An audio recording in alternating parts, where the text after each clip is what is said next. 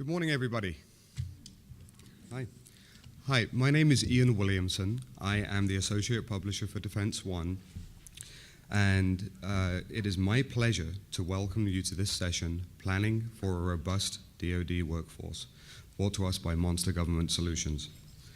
Monster Government Solutions is the premier provider of complete workforce solutions for government and education. The company pioneered online hiring in the US federal community well over a decade ago, and has continued developing innovative products and professional services across federal, state and local government and educational institutions. Monster Government Solutions helps customers plan carefully to ensure that they achieve their mission and drive measurable results. Innovative products and professional services help agencies plan their workforce, recruit among diverse audiences, and build communities of talent that help pinpoint the right hires. Now I'd like to introduce our moderator this morning, Ms. Zoe Groteforst. Zoe is the Manager of Research and Strategic Insights with Government Business Council. She holds a Master's of Public Policy degree from George Mason University School of Public Policy. Everybody please welcome Ms. Groteforst to the stage.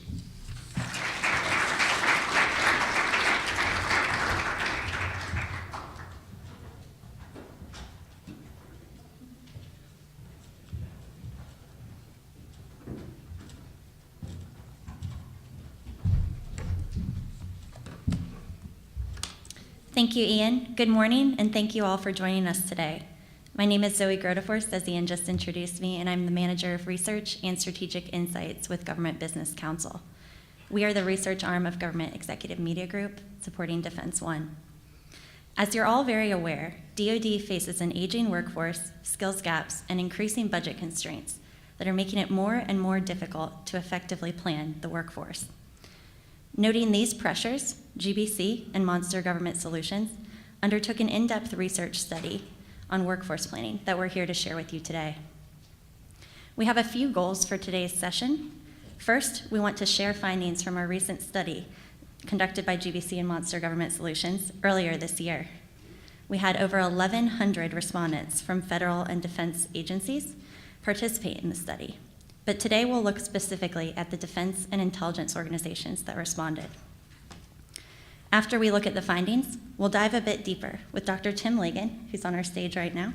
He's an industrial organizational psychologist who specializes in government issues at Monster Government Solutions.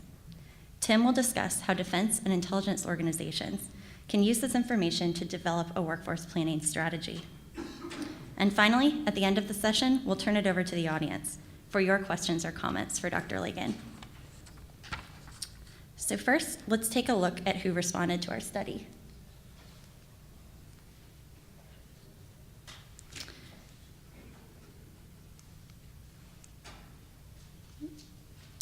Okay, so as I mentioned, GBC deployed a survey to Government Executive, NextGov, and Defense One subscribers back in March 2014. We had over 400 defense and intelligence community members participate in the study, including those of GS 11 through GS 15 grade levels and the military equivalent. As you can see on this slide, our sample was quite senior. 65% of our respondents are GS or GM 13 or above, and 51% manage at least one report. You can also see we had a wide variety of job functions represented, but nearly half of our respondents come from program or project management fields, technical or scientific backgrounds, or acquisition and procurement. You can also see that we had a wide variety of organizations represented. Many defense and intelligence organizations are included in our study, and they're listed here in order of frequency. With that, we can move on to the research findings. The overall finding of our study is that managers rely on informal and incomplete information when they're doing workforce planning. We found that organizations have yet to adopt standard workforce planning policies and procedures. And we see on this slide that only 28% of organizations that have these policies or procedures in place. 45% indicated that they do not, and 27% don't know.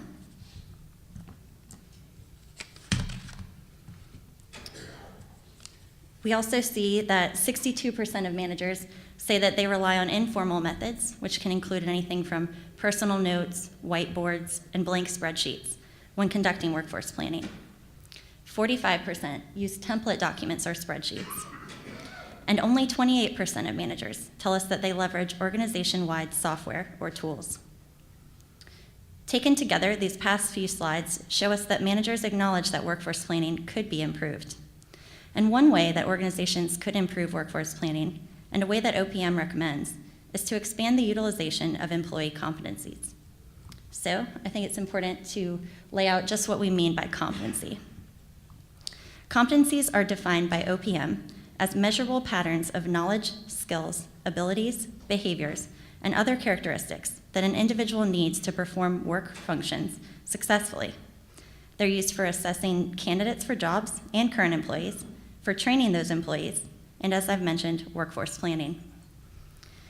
Yet, despite the importance that OPM and other groups like DOD place on competencies, our data indicate that organizations lack formalized processes and procedures for collecting and updating information on employee competencies.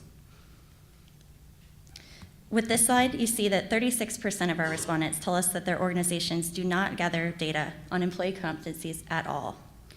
And 24% indicate that competency data is primarily collected through informal communication.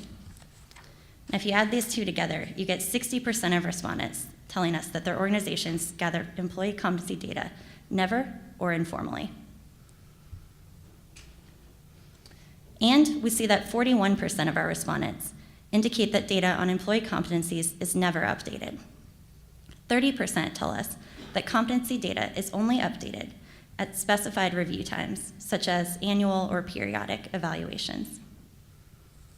So one of our goals today is to not just discuss the problems with the current system of workforce planning, but we actually want to talk through some solutions and how organizations can make improvements. So we asked managers tasked with workforce planning what would most help them. And we found that process improvements and better competency data would most improve workforce planning. Greater information on competencies, along with uniform methodologies and policies, could most help managers tasked with workforce planning. And the data that you see here is ranked by mean, but we're also able to see how many people selected each answer choice at all. Nearly all of our managers, or 93% of our sample, say that more competency information would help workforce planning. Looking more specifically, we see strong majorities of managers agreeing that up-to-date information on competencies could improve their ability to justify hiring additional personnel. That's 72% agree with that. And assist in difficult staffing decisions. 82% agree with this. So, looking at this data comprehensively, I think we see a clear desire to improve workforce planning. But we also see that managers may lack the methodologies, processes, and tools to do so effectively. Here to talk about how organizations can apply this information to improving workforce planning is Dr. Tim Lagan from Monster Government Solutions. Dr. Lagan has worked in both public and private sector organizations, researching and developing human capital solutions for the federal government. He received his PhD from the State University of New York at Albany in 2007, and he has since presented his research at national and international conferences. Prior to joining Monster Government Solutions, Dr. Lagan served as a personnel research psychologist in OPM's competency assessment branch. In his current role, he manages a team of industrial organizational psychologists, helping federal organizations address challenges related to recruitment, selection, and workforce planning. Tim, thanks so much for being here. Happy to be here. Thanks, Zoe.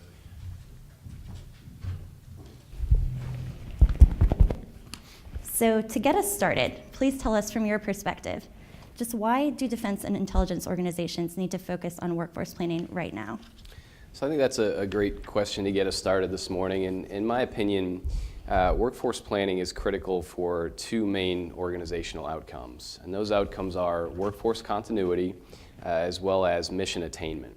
So I think what we saw from the survey results was kind of a double-edged sword. So on one hand, the majority of respondents indicated that they felt workforce planning was a critical activity that needs to occur and leads to some tangible outcomes. However, on the flip side of that coin, I think we also saw the majority of respondents indicating that they really weren't sure how to conduct effective workforce planning. So that creates a bit of a conundrum. It's in a situation where people feel it's important, but they feel it's difficult to even get started with the process. So in my opinion, there's a solution gap that exists today. And that solution gap, and you're going to hear me mention this a couple of times throughout the course of this discussion, is around the process, the content, and the technology associated with workforce planning. And when I say process, what I'm referring to are the policies, the guidelines, the procedures that really govern how workforce planning is conducted within DOD, within intel agencies, and even within civilian agencies. The second piece is the content, and the content is really the data. And the data to me is things like your workforce proficiency levels, it's retirement eligibility dates, it's basic information on your employees in terms of grade level and job series. So it's the information that you're going to use to make informed decisions about workforce planning. Thirdly, the technology is really the software applications or the tools that ultimately make sense of that data. So you can have all the data in the world, but if you don't have a reporting or an analytics engine that sits on top of that data to give you what you need to make informed decisions, you're never going to get your foot off the ground. It's just going to sit in an Excel spreadsheet or in a Microsoft Access database somewhere, and it's really not going to be valuable for you. So again, in my opinion, the gap exists around the process, the content, and the technology. I think there are a lot of organizations that have the process, but they don't have the content. There are a lot of organizations that have the content, but they don't have the technology. So in order to kind of move workforce planning forward, we need a comprehensive, unified solution that addresses all three of those components. In addition to that, I'm sure you are all very well aware over the last 3 to 5 years or so, there's been reductions in force, there's been budget cuts, there's been hiring freezes. So government is, and DOD in particular, with your mission that changes quite frequently, is being asked to do more. You know, you're trying to accomplish a very important and comprehensive mission with less people, and overall that means less talent within your organization. And workforce planning is one way that you can kind of address some of those challenges around doing more with less. Mm-hmm. So I think we talked about this in the survey, but from your opinion and what you're seeing out in the field today, just how are these organizations planning for their workforces if there is this gap that exists? Yeah, so if we go back to the survey results, we saw that roughly 60% of people that responded indicated they used some form of an informal method to conduct workforce planning. To me, and again to harp back on that process, content, technology, that speaks to a lack of a standardized process, in my opinion, is what I've seen. So if you're using informal methods, that's kind of something you're doing lone wolf, you're doing it on your own within your department, within your branch, and there's not a standardization across anything at that point.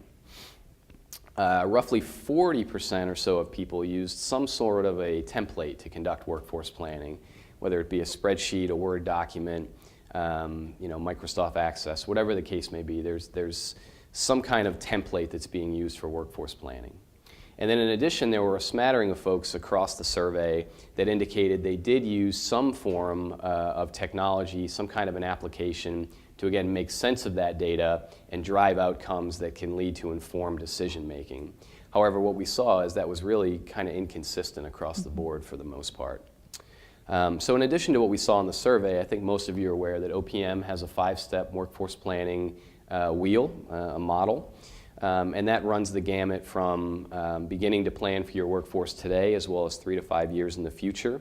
It incorporates assessing your workforce. And then to me, and this is something that I'll probably harp on later as well, is the evaluation of how well that program is working. So anytime that you set forth a workforce planning program, you're going to have some measurable outcomes that you're trying to achieve, or else why would you do it? So in order to, you want to be able to define your success criteria, and you want to make sure you're evaluating your success against achieving those outcomes. And that's something that's critical and something that I think is really missing right now. Mm-hmm. So you've talked about success. When we think about defense and intelligence organizations that want to improve workforce planning, Mm-hmm. what are those benefits that they can expect to receive if they really do focus on this? So in my opinion, defense and intelligence, and again, as well as civilian agencies, can expect to achieve a number of tangible, objective, measurable benefits by conducting effective workforce planning. The first of those is alignment of the skills and the competencies of your workforce with the skills and the competencies that are needed for mission attainment. Now, this is going to sound very cliche, I'm sure you've heard this a million times, but it really is the essence of putting the right people in the right positions to accomplish the mission. And workforce planning gives you the visibility into your workforce to be able to do that effectively when you're able to, effectively measure your workforce. Mm-hmm. Secondly, you're going to be able to bolster your succession planning efforts. So by measuring your workforce, you're going to get an eagle's eye view into your talent pipeline. So anytime mission critical vacancies become available, you're going to have a list of individuals as part of a succession plan that can step up to fill those roles. So bolstering succession planning is clearly another benefit of workforce planning. You're also able to provide better justification for your training budgets. So as part of workforce planning, you're likely to understand what the skill gaps are in your workforce. And if you can identify the training courses that can be used to close those skill gaps over time, you're going to have a much easier time when you go to your boss and you say, I need this money for training. Here's the objective data to back up why this training is actually going to close objective skill gaps. So you're more likely to get some support for training in that regard. Two other quick things too. Once you understand the skill gaps of your workforce, you can target your recruitment and selection activities to focus on those individuals that can help to close those skill gaps over time. So not only where you recruit, but also the types of selection assessments that you're using can target those skills that are lacking in your organization. And if you can bring those people on board, that's another method on top of training and development that can help to close those gaps over time. And also from my experience consulting in DOD and in the civilian market, you're also likely to see an increase in engagement and morale in the workforce. So if you can communicate effectively to your employees why you're conducting workforce planning, what's in it for them, and also what's the value to the organization in the long term, and you can get their buy-in as part of that process, and that's a big communication effort that needs to occur, and it needs to be consistent and it needs to be concise. And if you're able to do that, employees really see the value of participation in the process, and you're likely to see some increases in employee engagement and morale around the planning process as well. Mm-hmm. Yeah, I think those are things everybody in the audience probably wants to achieve, help with recruitment, training, and even engagement. But it really seems like there's multiple levels involved in doing each of these things. Sure. How can people in the audience prioritize when they're thinking about improvements? So the theme I'd like everybody to walk out of here with today is, again, around the process, the content, and the technology. Those are the three components to workforce planning that I really feel are most important. Mm-hmm. And I would actually order them in that importance. I think process is probably most important. You need to know how you're going to do what you do. The data is probably second important because it's going to stem from how you're doing what you do. And then on the back end, the technology is only valuable when you have that data. So to me, it's process, it's content, and it's technology in that order of importance. Mm-hmm. I think you've touched on this already, but when we think about where defense and intelligence organizations are right now, can you talk a bit about, are they doing better in one of these areas? It's kind of spread out. Sure. So let me first make a blanket statement across DOD, intelligence, and civilian agencies as a whole. What I've seen is that, as a whole, government is at varying levels of maturity with workforce planning. There are some agencies that do it very, very well. There are some agencies that are kind of just on the forefront of getting started with it. I did take a look through the 5-year strategic plan for DOD over the last couple of days, and I did see some very strong guidance. I saw some very strong policy in place in terms of how competencies are managed within DOD. So I think DOD actually has a leg up on some other agencies that are just kind of getting started because they've got that process, I think, for the most part, worked out. There's also the Defense Competency Assessment Tool, which is a mechanism by which you can go out and assess your workforce. So not only do you have the process, you've also got a tool in place that you can use to collect the data that's going to form that content. Now, the one gap that I did see reading through the 5-year plan was around the technology piece. So it didn't seem like there was a standardized software application tool, whatever the case may be, that can take that data that you're collecting through DCAT and again, turn it into actionable information that you can use to make decisions about your workforce, not only today, but how that workforce is going to change in the next 3 to 5 years, and who in your organization is well positioned to step up and fill those roles. So again, varying levels of maturity, and I think DOD has a leg up, at least on the process and beginning to collect the content of it. So I want to talk about data. You've mentioned Sure. the importance of data, the importance of technology, and thinking about all these things. And I think that we saw some pretty interesting results with the survey as well when we started talking about competencies. Agreed. One thing I'd like to just start with is, why are competencies so important? Why is that something that OPM and DOD are focusing on? So you mentioned earlier that I worked at OPM for a while in the competency assessment branch. So competencies are near and dear to my heart, something that I've dealt with for a long time. And there's been a shift in the marketplace over the past 5 to 10 years or so with regard to human capital. It's a shift away from the term KSA, which is knowledge, skill, and ability, and towards the term competency. And I think there are 3 main reasons for that shift. The first reason is that competencies are much broader than KSAs just by their very definition. So in fact, you can fit multiple KSAs underneath the umbrella of a single competency.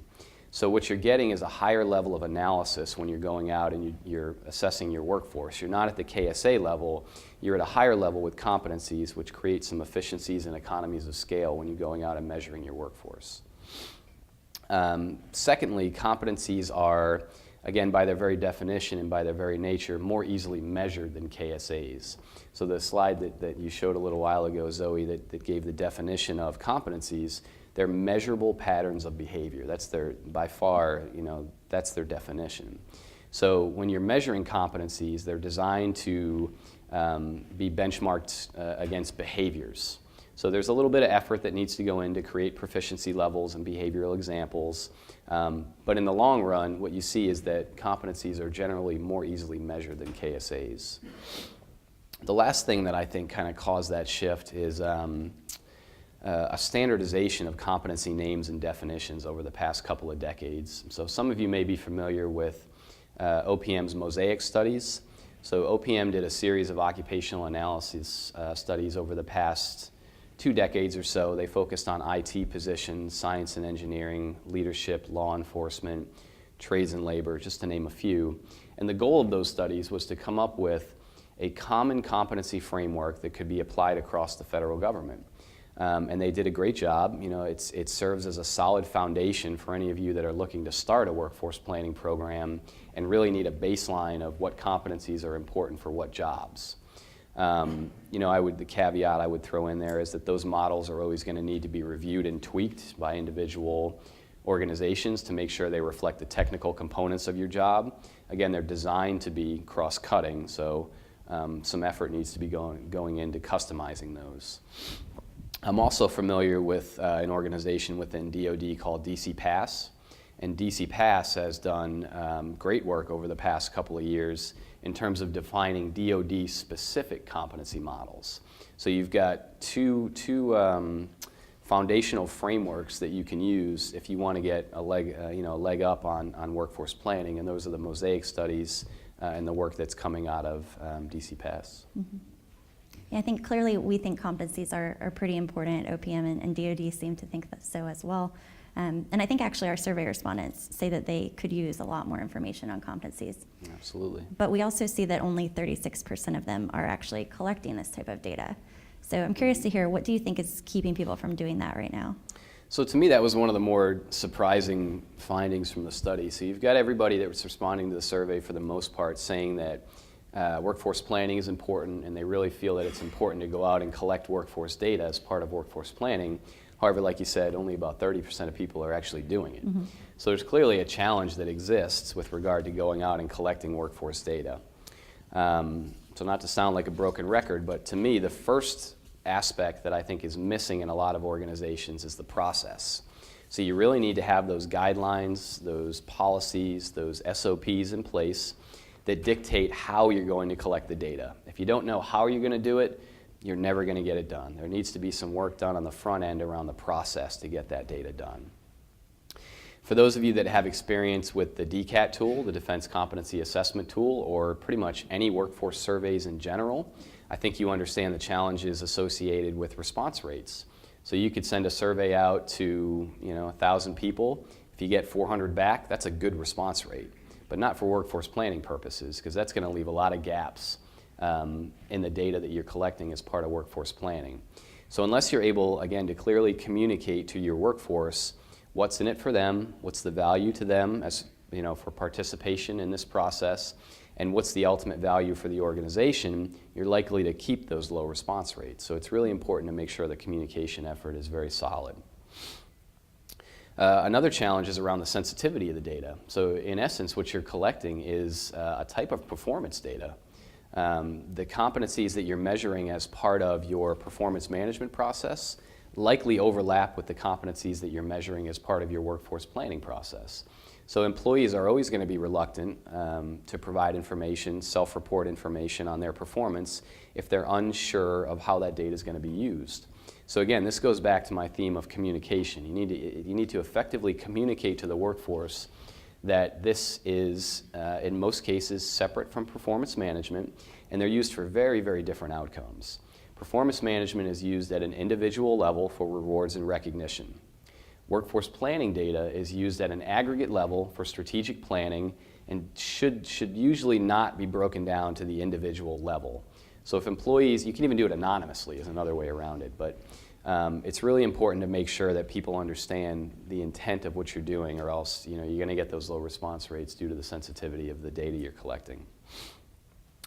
I would also point out that development of an assessment tool and ensuring the validity of any data that you collect from your workforce is not easy to do. There's a specific skill set out there that some individuals possess around ensuring data validity, ensuring data reliability, ensuring your data collection is using a stratified sample. There's a number of different very technical components to assessing your workforce. And from what I've seen, a lot of that knowledge, that expertise, is not contained in-house within organizations. So they often have to look outside for that type of support, which creates a whole nother set of challenges if you can't do it internally. Mm-hmm. Yeah, I certainly hear you on response rate as a group that does surveys for most of our work. Sure. I think Yeah. people understand that for sure. And a lot of these challenges are probably close to heart for everyone. But I think it's good to talk about challenges, but we also want to talk about what we can do about it. Sure. So in your opinion, how can we go about improving this data collection? So it's not all doom and gloom. There are certainly challenges associated with measuring your workforce. However, I'll touch on some of the techniques that I've seen used in practice. They've all got their pros and cons. There's no one best method. I recommend these methods be used in some sort of combination to get the most comprehensive data. So the first thing, and what you're probably most familiar with, is something similar to the DCAT tool, and that's self-report questionnaires. So you can create an online survey, you populate it with the competencies you're looking to measure, you populate it with the proficiency levels, the behavioral examples, the benchmarks that define the levels of performance, send that out to your workforce, and then you rely on self-report. The obvious problem with self-report is that you could end up with biased ratings. Again, if employees are not clear on the intent, if they think it could be used for, or if they think it could be used against them, if they rate themselves low, the validity of the data is not going to be there.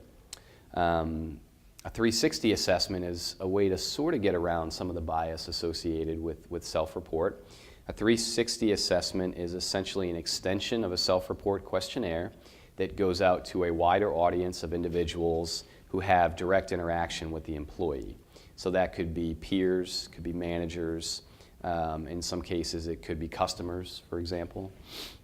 Generally anybody who has direct interaction with the employee, and that gives you a more comprehensive picture of their proficiency levels against these competencies and against these skills. A third method of collecting, this one's a little bit more labor intensive and can be challenging as well, but if you're able to collect resumes or CVs from your workforce and they're up to date, you can do a content analysis of those resumes or CVs to get an understanding of the skills of your workforce. Now, you can either do that manually, which could take a really long time, or there are semantic search technology applications that are out there that you can use to quickly scan across a large amount of data and pull out the skills that your workforce possesses, and you can have some dashboards in that regard as well. The final method, and I leave it as the final method because it's likely to be the most controversial method, is again integration with your performance management process. So the competencies, the skills that you're measuring, again, as part of performance management are going to overlap with what you're measuring for workforce planning. However, you run into some challenges, again, because the outcomes are very different. I already explained the strategic versus the individual nature of the data collection process. You may run into issues with unions and things like that as well. However, I do want to bring it up. If you can get over the challenges, performance management data is another source of workforce data that you could potentially use for workforce planning if you can overcome some of those challenges. Mm-hmm. So I think we've talked a lot about data today and the importance of data, and I don't want to downplay that at all, but we've also kind of danced around the communication and cultural barriers that could be keeping us from really achieving what we want here. Since you do a lot of work with change management organizations, what kind of advice do you have for overcoming those cultural barriers? Yeah, so anytime you're implementing a workforce planning program, and they traditionally are done at the enterprise level, change management and culture change is something that you can't ignore. If you want to have sustained adoption of any kind of program, you need to do your due diligence up front with some change management activities.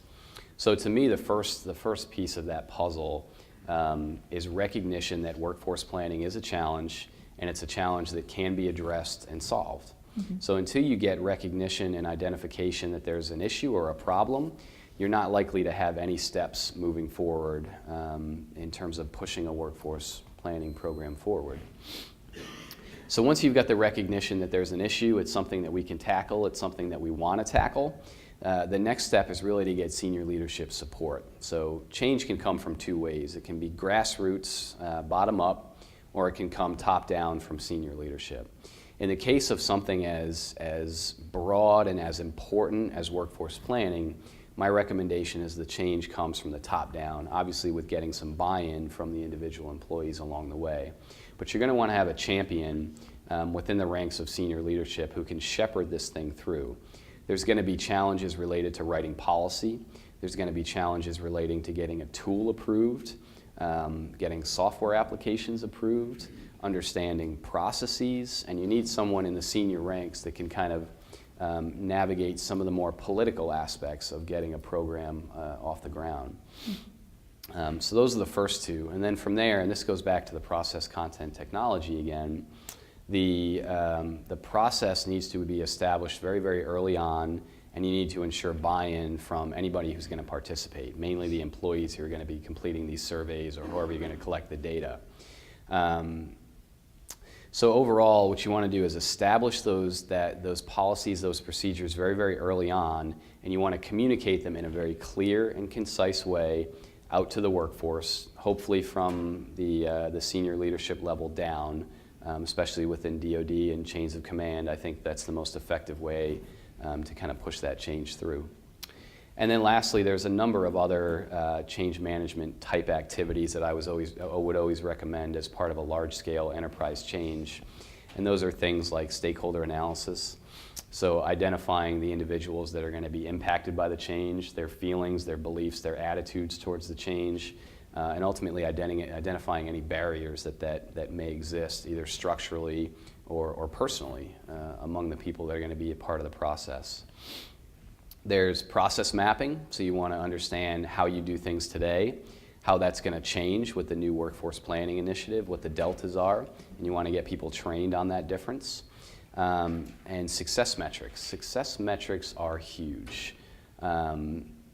Anytime you're implementing an enterprise-wide program, you're spending a lot of funding to get this done, you're using a lot of people's time to get this done, you want to make sure whatever outcomes you're trying to achieve, that you're actually making progress towards those outcomes. Maybe you want to get stability in your workforce. Maybe you want to have higher retention rates. Maybe you want to close skill gaps. And those criteria, those outcomes are going to differ from organization to organization depending on what your priorities are. But you need to define those up front, and you need to periodically measure your progress against those success criteria as the program is rolled out and as the program is starting to be adopted by those that play a role in it. Mm-hmm. Well, thank you for that. I think there's a lot of good advice in there. And we're going to go to audience Q&A in just a minute here. But before we do that, I'd just like to hear if you have a take-home message for everybody on workforce planning. Sure, of course I do. Of course I do. So the survey itself gave us two key findings. And to me, those were, people know that workforce planning is important. I don't think that's anything new to anyone, and the survey just kind of validated that for us. Secondly, people don't know how to get started with it. They don't know how to conduct effective workforce planning for the most part. And to me, that harps back to the process, the content, and the technology. Again, some people have one piece and not another piece, and it's very rare that you see a unified solution in place that covers all those things. So in my opinion, there's two streams of activity that I think need to occur to kind of push workforce planning from where it is today, which is somewhat fragmented, to a more comprehensive, standardized approach. So the first thing that I would say, and this harps back to my last comment around program evaluation, is that I know there are organizations out there in DOD, within Intel, within the civilian agencies that are doing this well. They've got the process, they've got the content, they've got the technology. They're executing against a workforce planning program, and that's awesome. However, what I very, very rarely see is that program evaluation piece. So you've got this program in place, it's been well thought through, you've got buy-in from everybody, you've got the data you need. However, are you achieving those outcomes that you set out to achieve? Are you getting better retention rates? Are your skill gaps closing over time? So there needs to be a better evaluation of how effective those programs are. And that's the only way we're going to get to best practices. The only way that government can get to best practices and standardized workforce planning protocols is through evaluating what works and what is not working. And you know what? If you go in and you evaluate your program and it's not working, that's not the end of the world. All that tells you is that you need to make some course corrections in order to fix what's wrong and get yourself back on track. So it's not a failure, it's just a step. It's a step in a direction of moving towards these best practices. So to me, that's the first thing, is program evaluation. The second thing I'd like to see more of is collaboration between the private sector and the public sector. So both of those industries operate in very, very, very different contextual environments.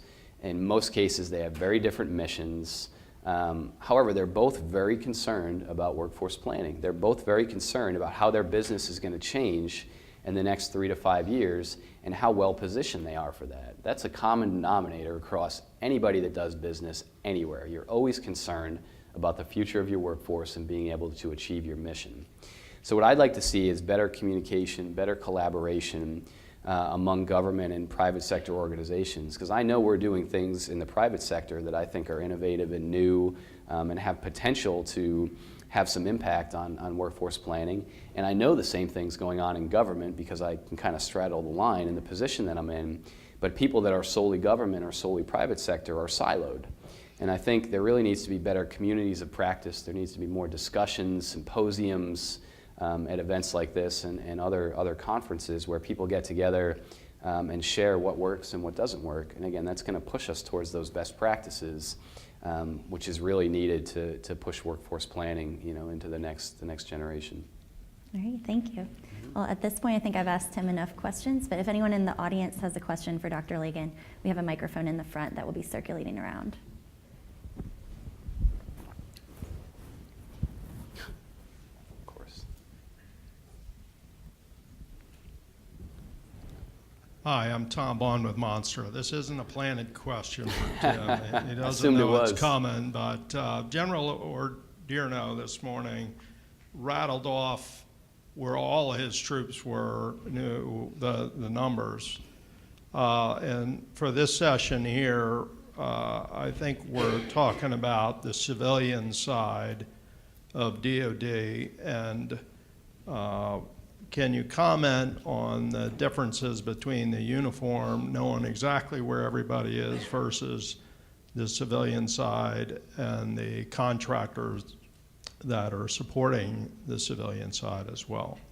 Sure, I could try to tackle that question. So I think regardless of its uniform, civilian, or contractor, the workforce planning, the basic tenets of workforce planning are still going to apply. So you mentioned that the general knew where all of his troops were, I'm guessing physically, geographically located. I think it's also important to know the skills of those folks and where they are. So if there does need to be a redeployment and you need to shift some people around, you're shifting it around based on informed knowledge of what those skills are. So maybe I need particular skills in this region and I want to pull some people from over here. I need to know that these folks have the skills that are going to match what my requirements are over here. So to me, it doesn't, the basic tenets of workforce planning aren't going to change whether you're looking at, again, uniform or civilian or contractors. What's going to change is what you're measuring them against. So in many cases, the skills of your civilian workforce, the competencies, are going to be very, very different than the people that are out there, actually in the uniform service doing some of those activities. So I think your competency models are going to differ, but in essence, I think the overall approach to workforce planning should remain the same. Morning. Conrad Von Wald, I'm Director of Administrative Law for United States Air Force. My question is, first of all, I agree that clearly there are best practices in both the private and the government sector that need to be collaborated on and shared. However, how do you, in the government, of course, there are a significant number of legal challenges that seem to be significantly different in terms of what you're able to do versus the private sector. How would you suggest is the best way to try to address those legal challenges? Sure. So it's clearly not a one-for-one best practices in the private sector versus government. And when you talk about legal, are you referring to kind of merit system principles and? We have a RIF. We force people into, they have rights, they're forced into positions whether you have little or no control over Yep. whether or not they're even skilled or even have the ability to perform the position to which they Sure. have rights to go into. Sure. Of course, you have obligations with respect to how you can, what you have to go through to actually fire someone. It's very difficult in the government versus the private sector. In terms of moving people in the government, it's very difficult to do that. And of course, you have a lot of public unions, public workforce unions. Sure. That really make it very difficult just to even change working conditions without significant negotiations that have to precede that. That, of course, is not something the private sector even has to worry about. Sure. Yeah, so along those lines, I think that, in my opinion, it's even more important for government to have a solid inventory of the folks that they have. So in some situations, you're right, it's very difficult to remove someone. In some cases, they're just transferred. But if you're able to understand the skills of that person being transferred, even if unfortunately it's not a match for the new position that they're in, at least you'll have an understanding of the competency requirements of their new position and the competency levels of that person, so you know what the gaps are. So you can get them trained, get them up to speed, as opposed to kind of guessing at what training you think they may need. So I think in that case, the content is the most important part, because you really want to understand the skills of the people that you have, and when they move, you need to have an understanding of the skills that they're going to have to develop over time. So in that case, training and development becomes very important. Mentoring programs become very important. And you're right, in some situations, it's not going to work the same way. But I think there are some commonalities in terms of how we're measuring our workforce in the private sector versus the public sector. And ultimately how that data can be used to do some actionable things, again, like training, like hiring. But you're right, there are significant differences, so that's a good question.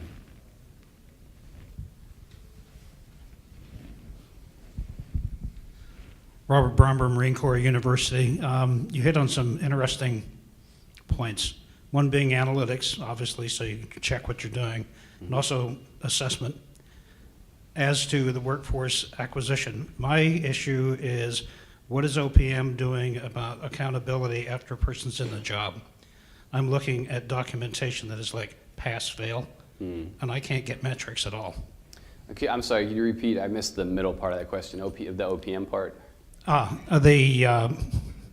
When we're rating individuals, we're rating them on a basis of whether they're acceptable or unacceptable. Got it.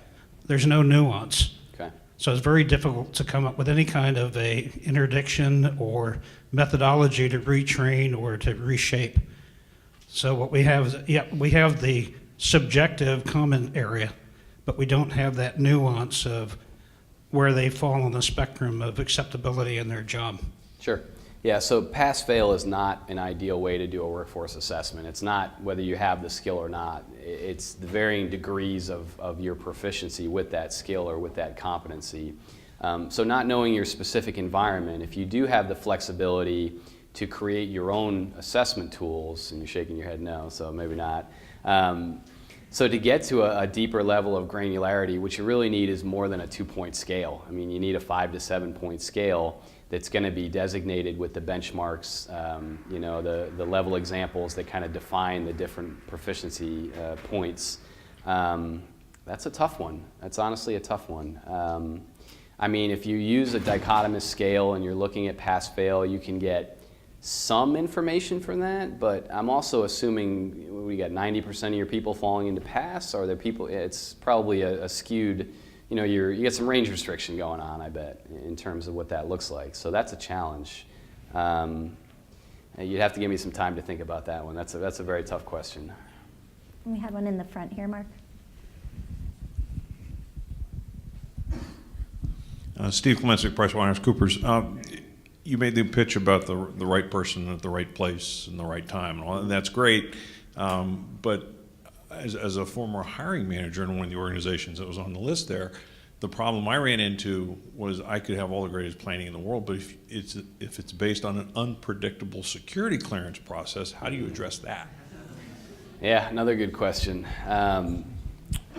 So when you say unpredictable in terms of length of time, that kind of thing, yeah. So one of the things that you always hear in DOD is, and actually in a lot of agencies, is the security process can take a long time, and you're going to lose applicants along the way. So in terms of getting the right people, it's creating that talent pipeline, whether it be, I'm assuming you're talking about external hires coming in, as opposed to merit promotion. So there are definitely candidate relationship management tools out there where you can kind of keep track of people that are interested in your positions, either passively or actively looking for jobs. So if it's a situation where you're losing a lot of people because it's taking 6 months, 9 months, a year to get them through the security process, and they're like, the heck with this, I'm going to work for whoever else, you need to have a constant flow of people in your pipeline that says, okay, Joe Smith decided to move on, we need to get somebody else who eventually is going to have the patience to stick with the process and get through it. But you're left with this gap while you're waiting. Now you got to go to Joe Smith because George said I'm done. Yeah. After 8 months, Yep. I can start over again. So can you? Still have this gap. Sure. May or may not have the internal capability to control it. So that would be my follow-up is if you're not able to, well, it becomes a question of timing. So if there's not someone internally that you could shift into that position, at least in the interim in an acting role, until you can get that full-time person on board, is there some kind of training out there that you can easily deploy and get someone kind of up to speed to close that gap? But yeah, that would be my best advice in that situation.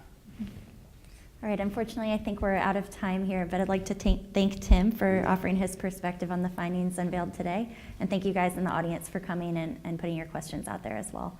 We'll be sticking around for a few minutes if you do want to follow up on anything.